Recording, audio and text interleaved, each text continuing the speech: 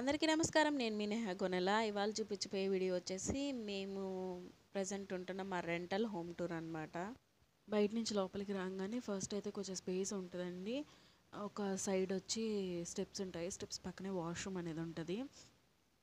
తర్వాత 2 రూమ్స్ ఉంటాయి అన్నమాట. స్పేస్లో నుంచి మనం లోపలికి ఎంటర్ అవ్వగానే అక్కడ నేను ఫస్ట్ అయితే పూజ రూమ్ అనేసి అని అనుకున్నానండి. కానీ పెట్టడానికి దేవుణ్ణి కంఫర్ట్గా లేదు అనేసానని దేవుణ్ణి అయితే కబోర్డ్లో పెట్టేసుకున్నాను.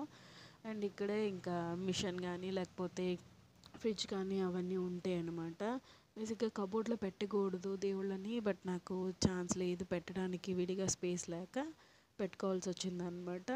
పెద్ద పూజలు అవి ఉంటే కింద పీఠంలా వేసుకొని అప్పుడు పూజలు అవి చేసుకుంటాను. వినాయక చవితి, వరలక్ష్మి వ్రతం అట్లా. ఈ ఫ్రంట్ సైడ్ వచ్చి కిచెన్ రూమ్ అది.